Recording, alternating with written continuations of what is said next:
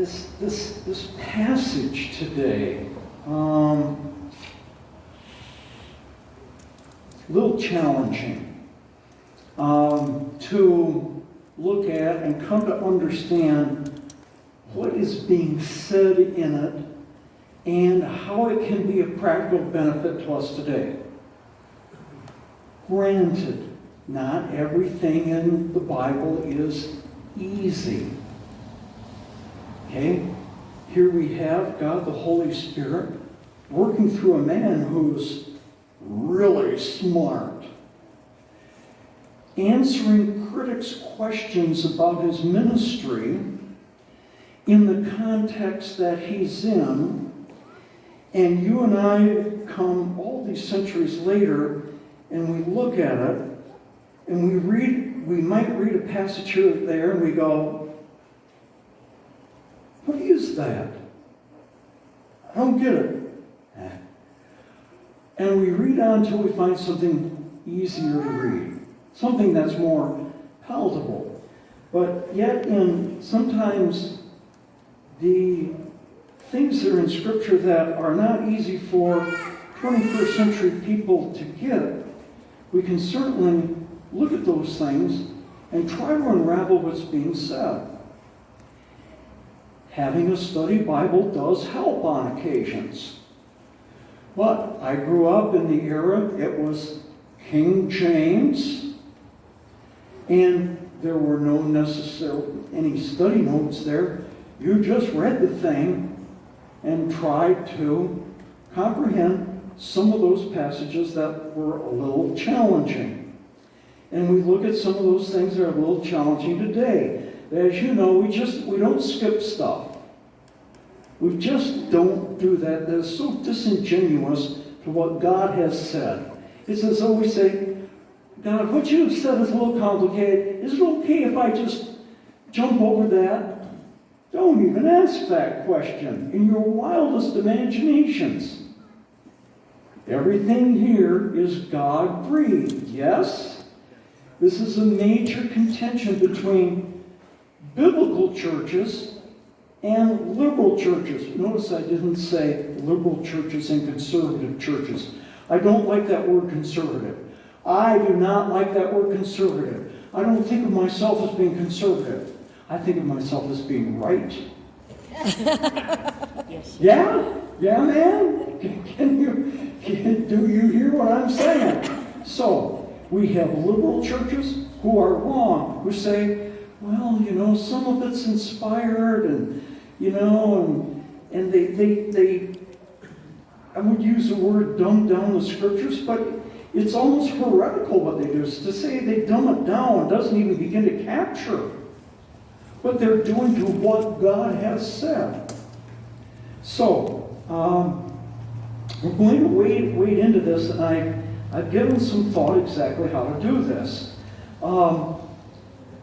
As a lot of us would know, the Jews of the day back then and Orthodox Jews of today, yes, there are leftist Jews, liberals, all contend that we come to know God and receive His favor by obedience to the law. Sometimes that pops up in messages as speakers say, the law, the law, the law. And the audience sits out there and they go, just exactly what do you mean by that, sir? So, there are passages in the original Testament that the Jews had to follow, required. God had said they were to do those things. Even Messianic Jews today who believe in Jesus still follow many of their own cultural requirements. That is who they are. We have some Gentiles like you and I who believe in Christ also, but they're trying to integrate themselves in to becoming Jewish. Now, that question God answered 2,000 years ago. These so-called Judaizers went out, usually following up Paul in the places he established churches, And they went and said, this Paul guy isn't right. You are supposed to become Jewish as we are also. We've mentioned this before. You got to do, you got to do, you got to do, you got to do. And they ticked off all these things. And they had a council meeting in Jerusalem, incidentally chaired by James, Jesus' half-brother. Jesus had siblings, half-siblings, yes, from Mary and Joseph. And they easily decided, we are not to impress our cultural norms onto the Gentiles. We are wrong in so doing. And so this question got answered a long time ago. For example, there's this guy, he pesters me on Facebook. He's Hebraic. He wants to do all the Jewish practices. He's got this little group, and he's invited me, and I'm like, no. So, I may have mentioned this before. There was a wedding here 2 years ago. He showed up. I knew who he was. And he knew who I was. So, I just happened to be standing out here, and he came up next to me, and he said, well, by the way, are you Hebraic? No, I'm not. So I could have stood there and gotten into a debate with him, but I'll tell you what, I debate people less and less all the time. Some people are so much into their thing that it's very difficult to move them. But anyway, start to explain the law. And we'll look at this in a minute. But as an example, out here's M24. What's the speed limit? 55, stay alive. You mean actually it's a speed suggestion, right? It's a speed recommendation. It's a, no, what's the word? Speed what? It's a speed limit. 55 is the fastest you are allowed to go. Now, I will not ask the drivers who came here this morning if you kept it at or below 55. I am not looking. I will not ask. But it's probably safe to say the only people in this room who did not exceed 55 would be myself and Scott, because we were already here. It is called a speed limit. If you exceed it, now I'm going to get real personal. You're a lawbreaker. Did the gravity of that settle in on you? In today's thinking, you're not wrong until you're caught. Right? The last time I stepped into a classroom was, what was that? That Butch classroom. Let's say 06. I questioned the students, not my school, and I questioned them on their world perspective, and they agreed, you're not wrong until you're caught. And friends, we're pretty much the same way, but I want to stick with the speed limit. It is possible to keep your vehicle below 55, isn't it? You could do it, right? When I was a young driver, I thought it'd be terrifying to be pulled over by an officer. So I thought, if I drive 5 miles an hour under, I'm good. I'll never get stopped. I'll never get a ticket. Well, anyway, I continued driving. I got a little older. I thought, well, the speed limit is thus and so. I can drive that. I'm in no danger of getting a ticket if I drive the speed limit. However, much to my surprise, my foot varies in the pressure on the pedal. Have you noticed that yourself? Sometimes it's a little light.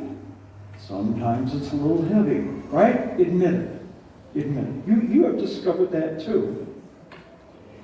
And so as I kept going on, I thought, 5 miles over. What is a police officer going to care if I go 5 over? Because all the time I'm out here, say, on this road or the other road, people blowing off the road. So if I go 5 over, a police officer isn't going to care.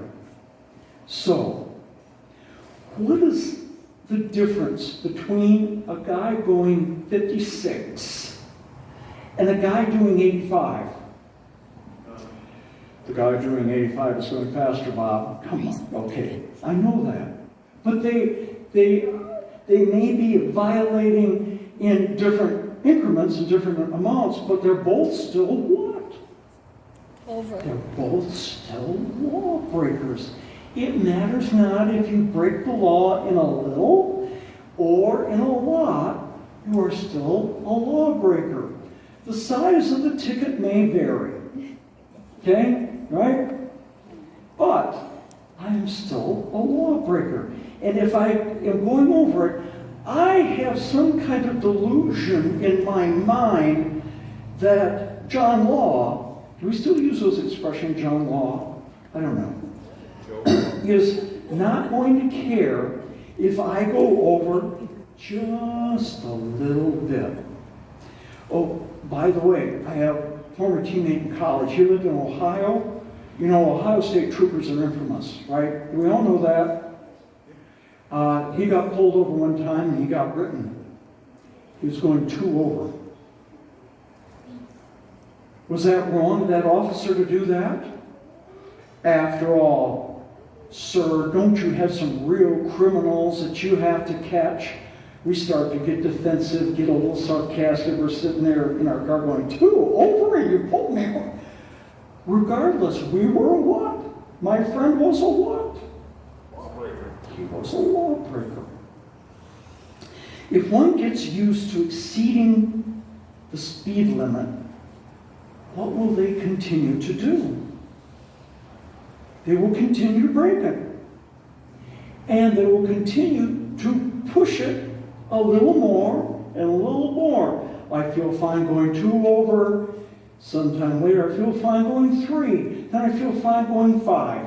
7 over. I am in a hurry after all. And then we continue to break the law, and we continue to exceed how far we do it. So, at some point, we are pushing the limit of police tolerance. So, there we were, going after blueberries.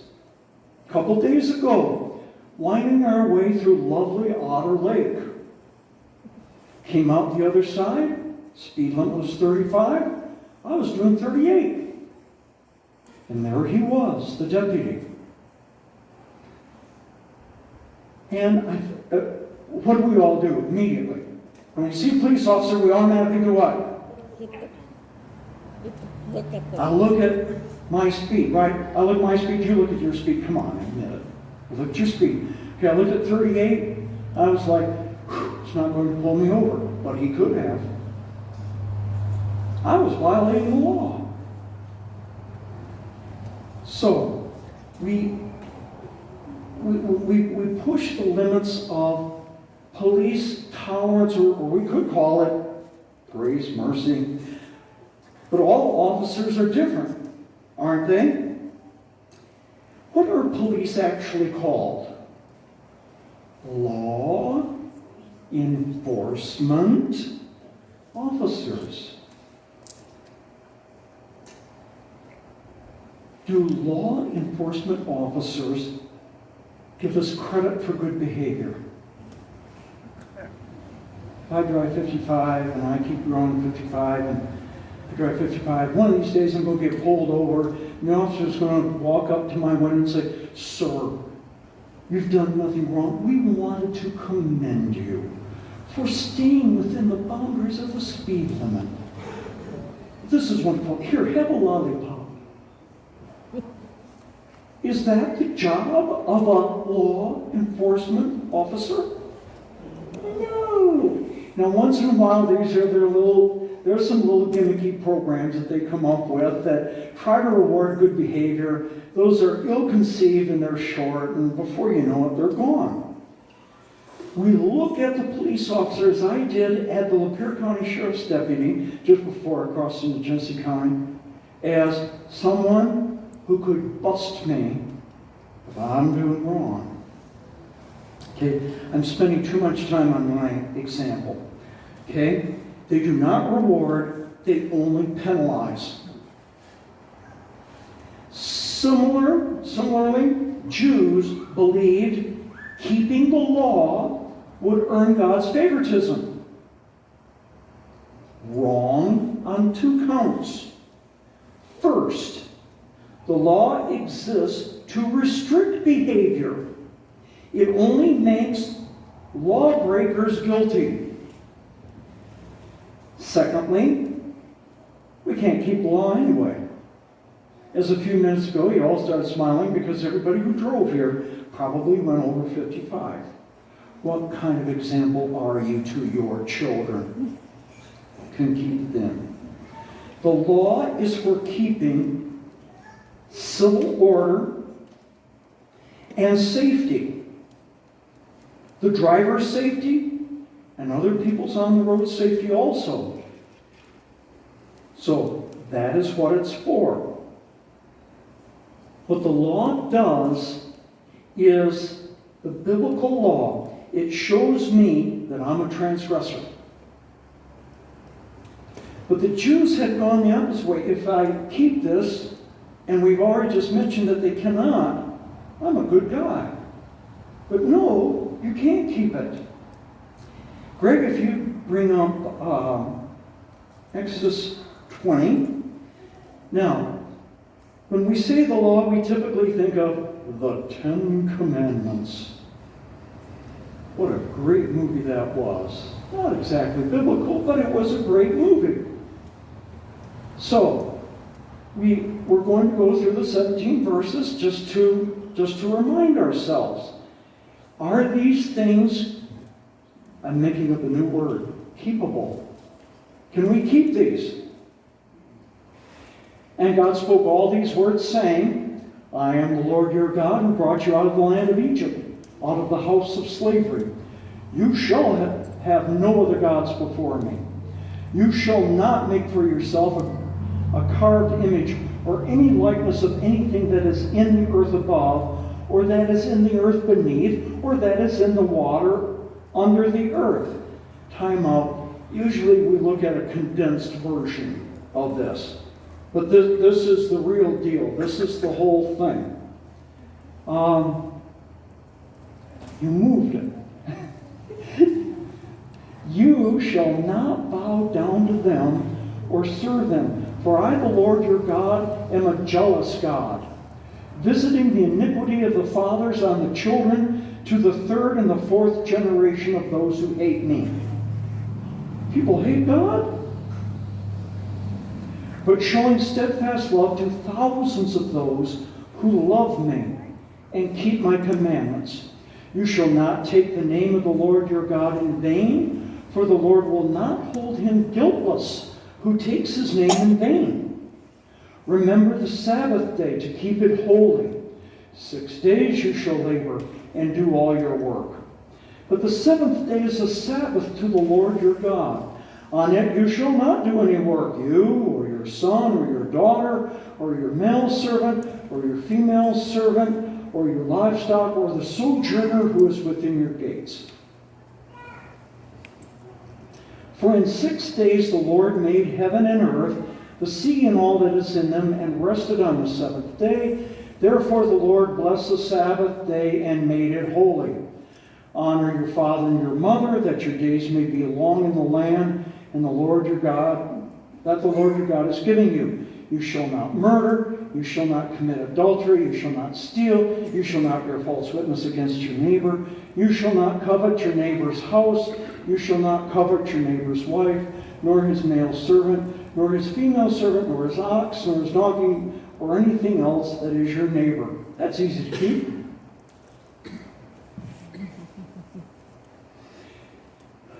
And so they looked at that and said, if I don't take anything, I'm good. If I don't commit adultery with the gal next door, I'm good. If I don't, I'm good. If I don't, I'm good if I don't. And then along came Jesus. And he said, if you've done it where?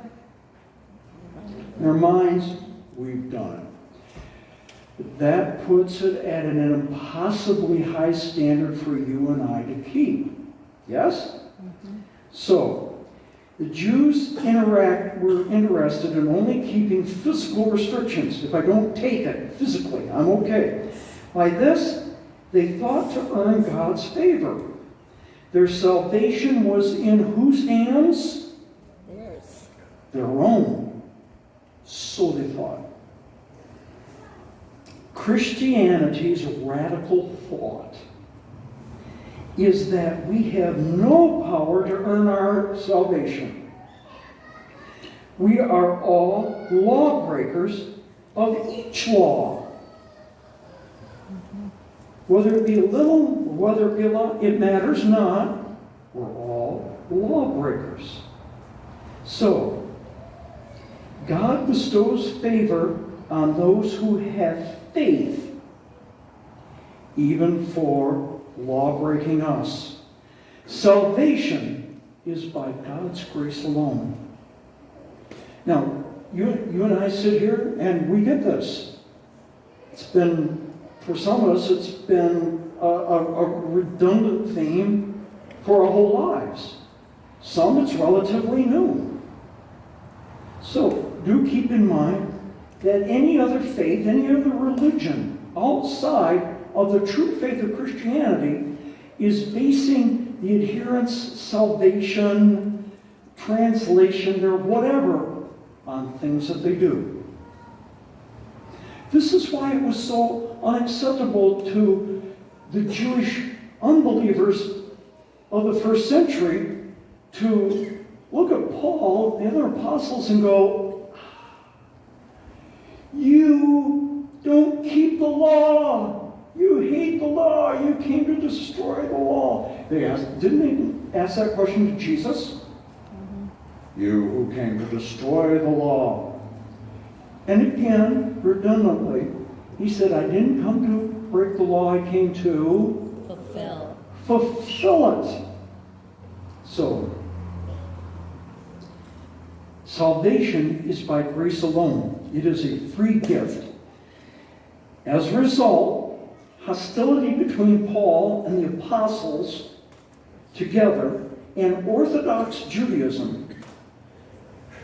Paul said, have faith. The Jews said, keep the law. Now, when two sides are opposed to each other, a couple things happen. First of all, they talk about how great they are. Right? We're witnesses to this. We get to vote in the primary in a couple weeks. Have you gotten the election stuff, those flyers in the mail? It's the only reason I get mail. Okay, I don't get any other mail. No, it's like one day I have 5 of those flyers stuck in. First of all, these candidates. Now, I'm making an illustration of when there's disagreement between two people, what happens? First of all, they talk about how great they are. So you have these candidates smiling, looking happy. They get their picture taken with some person of note, getting their endorsement. They talk about how great they are. But there's been a change lately. What's in your mailbox now? Those flyers say what? They point at the other candidate and say, they're bad, they're terrible, they didn't do this, and they did it. Right? Mm-hmm. I laugh. It's hilarious. So, you have these two parties. You have Paul, the apostles, Christians, saying, faith alone. You have the Orthodox Jews saying, law, keep the law. So, in this passage, can you believe this? We haven't even gotten to the passage yet. What is wrong with me? In this passage, the unbelieving Jews are going to mock the concept of grace alone. Their scorn says, this is what they're saying, if God's grace forgives sin, why not sin more? So that God must give more grace. And by giving more grace, is he not even more glorified? So you Christians, sin as much as you can, so God is greatly glorified. And you and I sit here and we go, what is wrong with their brains? They really didn't believe that. They were saying to Paul, if your concept of grace alone is true, then the natural conclusion is sin all you want, so God gives even more grace. So we sit here and we think, wow, back in the first century, they were really messed up. I'm here to tell you, that thought goes on today. That is still ever present in those they would claim to be Christians. But sin more, so I receive more grace. And if he gives more grace, he's more glorified. Those of us who have biblical foundations, you just want to look at them and go, what is wrong with your brain? So,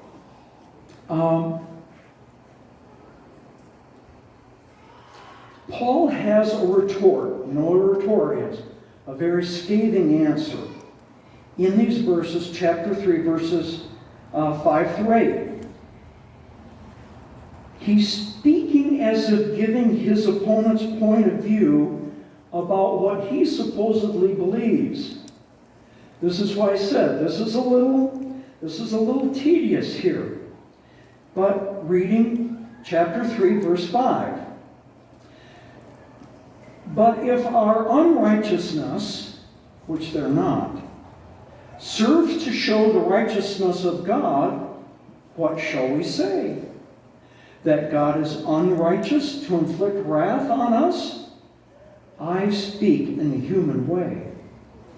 Now, first of all, that little parenthesis right there, I speak in a human way. He is speaking as though he is reiterating their point of view. He's saying, if I were a natural man, I might take your part. And I might have the same accusation of me that you do. But he goes on there in verse 5 and he says, does unrighteousness show God's righteousness? Friends, let's sin even more, because that would show how righteous God is compared to our unrighteousness. No. Our unrighteousness is not meant for God to show his righteousness. Is God unrighteous to inflict wrath on us if our sinning allows him to get more glory by bestowing more grace? Now, if this sounds a little convoluted, I'm right there with you. This sounds like a frightful heresy that the Jews are accusing Paul of, and it's true. Paul's response to such thinking is in verse 6. He talks about the things back in 5, if our unrighteousness serves to show the righteousness of God, that God is unrighteous to inflict wrath on us. Verse 6, by no means. This could easily be translated, God forbid, may it never be. Would God be unrighteous if he did not punish me as a sinner? It's ridiculous. For then, how could God judge the world? Again, the one thing that Jews can't correct is that God is a judge. Paul is saying that if God allows sin to slide, he cannot be a perfect judge.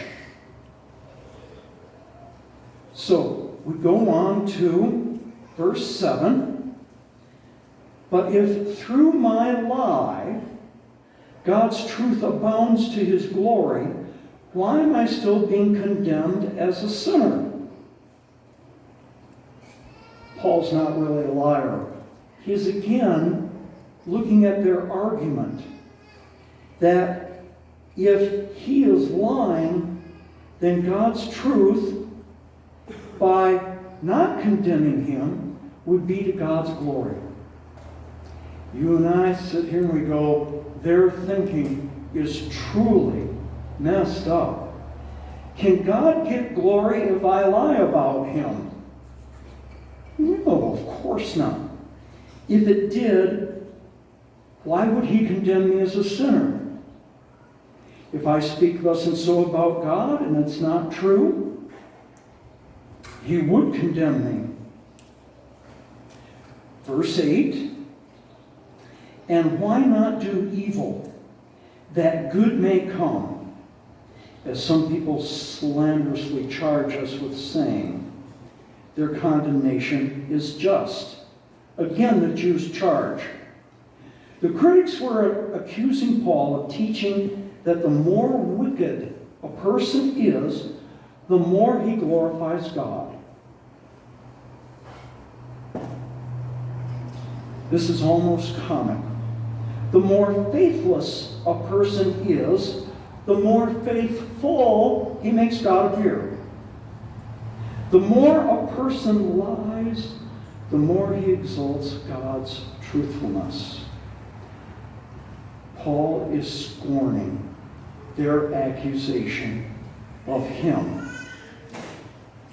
So if you sit there thinking what kind of arguments against Christianity is this, the rest of the verse answers that, as we looked at 8. Again, why not do evil that some good may come? That's what others are thinking, unbelievers, accusers, heretics, as some people slanderously charge us. So, the accusation that the more wickedness we do, the more God is exalted is just slanderous. The word slander, that is an unjust accusation made of someone with a deliberate person to destroy their name and their reputation. That's what slander is. We used to have laws against slander, but now, anyway, what people say about each other is just a matter of opinion. So, and as the next sentence clearly says, you see the last sentence in verse 8. Their condemnation is just. Paul's not even going to get into discussion with these people about their so-called accusation. It's ridiculous. It's ludicrous. All he can say here is they're trying to slander, and their condemnation is just. Actually, another translation is probably more apt in saying their damnation is just. God will judiciously deal with them in condemnation. And when he does, his judgment will be deserving. Now, we can take a few things away from these verses. In today's world, you and I have struggles against a hostile culture. Unless you're hiding in a rock, or in your closet, or your basement, you have no interaction with anyone. You need to realize that it simply goes along with being a Christian, and that is slander from the culture. It's going to happen. In fact, when that happens, look at it as a badge of merit from the Lord. Did they not persecute Paul? Did they not persecute the apostles? Did they not persecute Jesus? How about the prophets? Did they not persecute untold numbers and nameless Christians, our predecessors, for centuries? One day in Israel, standing in the seaside town of Caesarea, you've heard the name in Scripture. We were in an arena. It's low. The walls come out to, I don't know, 10, 12 feet. There was seating, bleacher-type seating. And then, surrounding the perimeter, there were low gates with bars on them. The recess was dark. Standing there in the middle of the arena, knowing that they had different things going on there, the one thing that impressed upon me was that in times past, our predecessors, nameless Christians, were placed there, and coming out of those gates were all kinds of animals that were sent after them to take their lives in a horrific manner. And they went to their eternal destiny in the presence of the Lord. It is almost a requirement of you and I to be slandered by the world. That's quite a statement. Friendship with the world is enmity, it's separation from the Lord. You and I don't go out there looking for a fight. We don't go out there to be impervious with our face, to force it on people. But we are to share it. And by sharing that, there is a natural response from those who are listening to the message. It's the same message response that has always been. They're either going to be hostile or they're going to accept the word. One or the other. But taking away from these verses, we struggle against a hostile culture. The early church did. Paul did. The apostles did. They were constantly arguing, and they were often misunderstood. One of the misunderstandings in first century Roman Empire is that Christians, they were cannibals. Their leader, some guy named Jesus, told them to eat his flesh and drink his blood.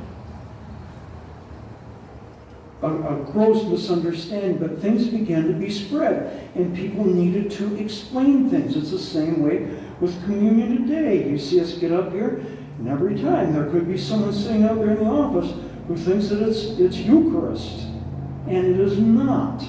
It is a memorial. It changes not. So we're constantly fighting. And when I say arguing, I don't mean with fists, but we need to make our case firm and solid in correcting people's misunderstandings.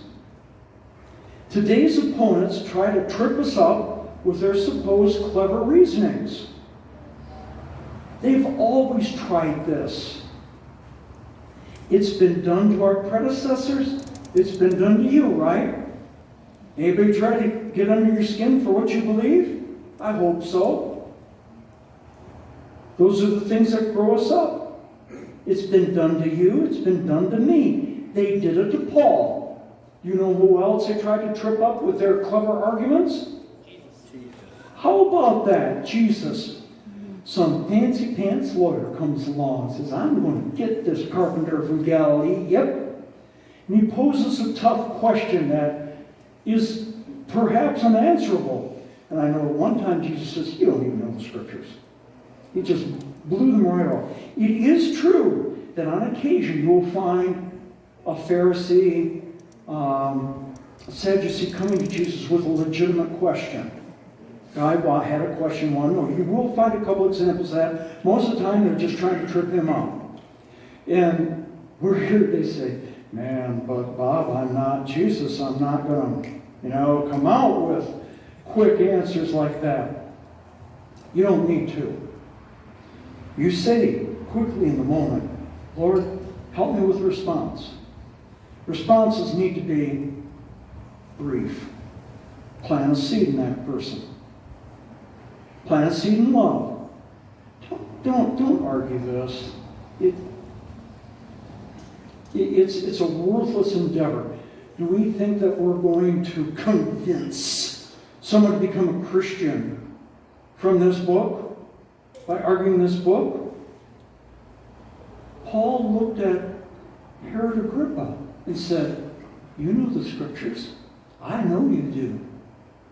And in front of what I think was a packed courtroom, he said, Paul, do you think that so quickly you can convince me to be a Christian? Paul said, not only you, but also everybody else.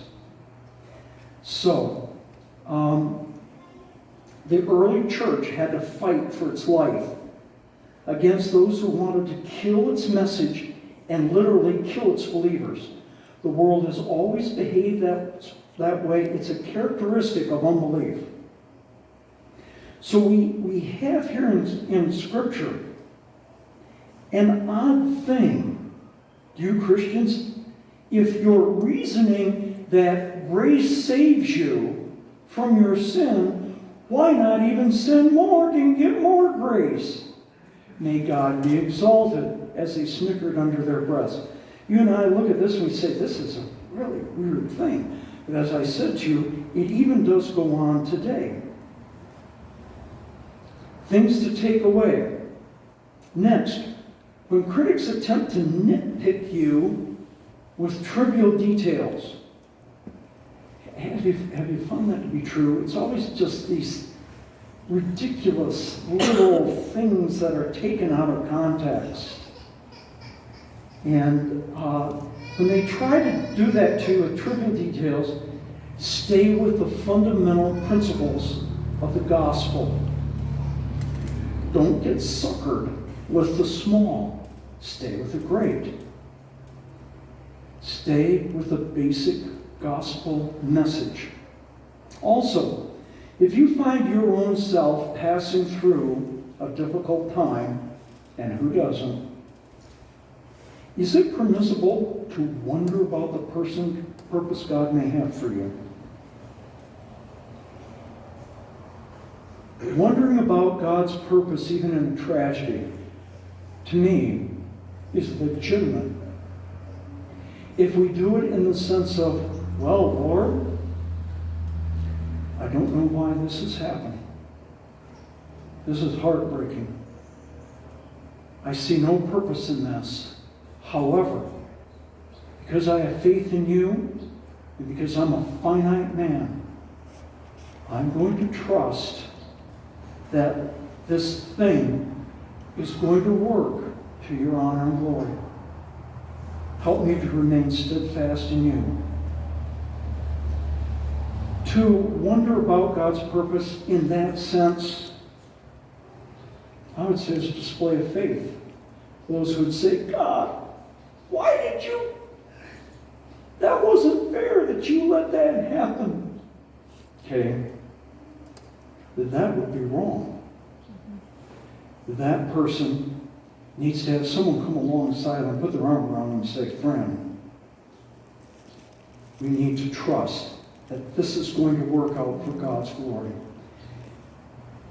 If things work out for God's glory, does that necessarily mean that it works out for our glory?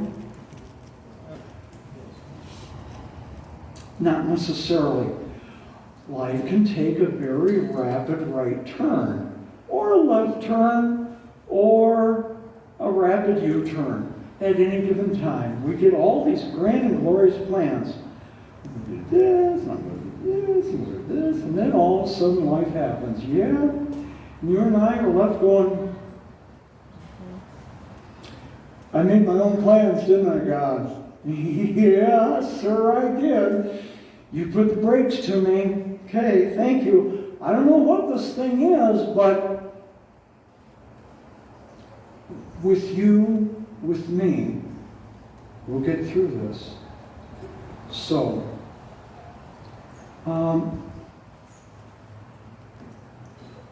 even in situations of distress, Greg, as you bring up Job, even in situations of distress, sometimes you gotta stop that tongue in our mouths. Not just shoot off a diatribe against God because life didn't go the way that we had so carefully planned it. If you don't know the sufferings of Job, where have you been? I'm not going to detail all those things.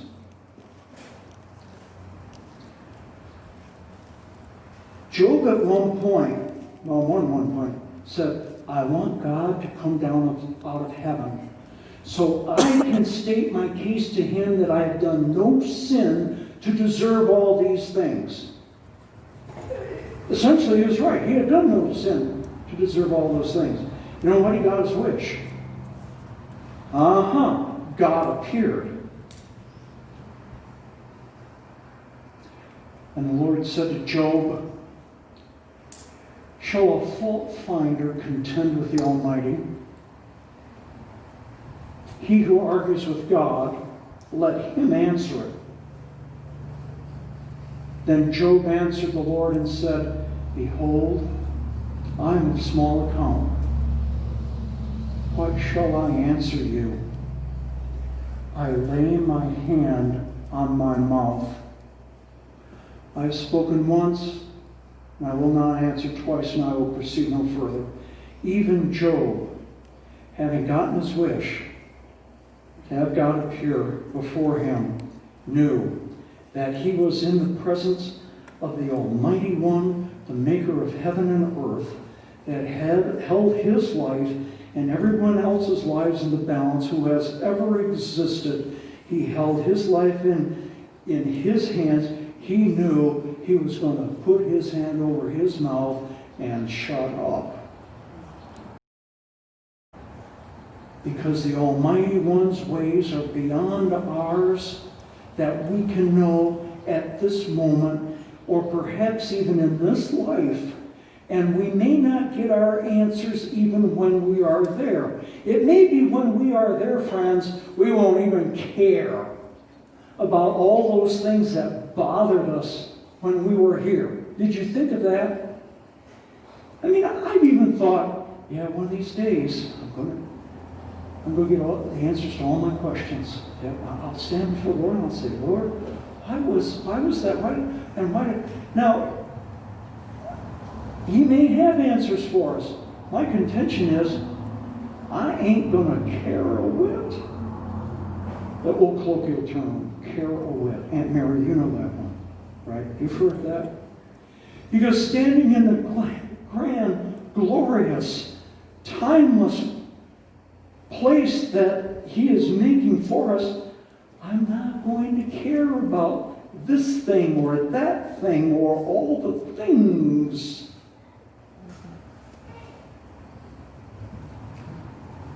No, you will always be challenged. Stay with fundamentals. Do not challenge God. Last, there is a way of testing any point of view scripturally. Ask, is this view humbling to me and glorifying to God? When detractors come to you, like these people were saying to Paul, even in the ridiculous,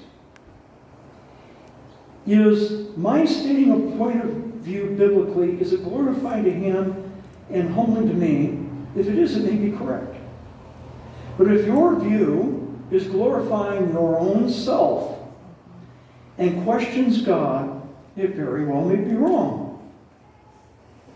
As I have redundantly said before, when people start discussing religion and they say, well, I believe that. Oh boy, let the yellow flags go up. When someone says, well, I believe that, well, it's possibly that they could be saying something biblical, but the odds are they're not. The correct response is, well, let us see what the good book has to say about that. And you pull out your magic box, and you say, magic box. It may help refer you to someplace. You may need to make a phone call. Again, don't waste your time on trivialities. It is a rare thing to see the challenges our predecessors faced that we do not today. If you thought that their argument to Paul was just crazed and insane and so far off the truth, you're right. I had to live this long time to even get what they were trying to say. But those thoughts are out there yet, along with a number of heresies. 2 Timothy 2:15 says, work hard that you can present yourself to God as one approved. Here's how we do that. A worker who has no need to be ashamed, rightly handling the word of truth.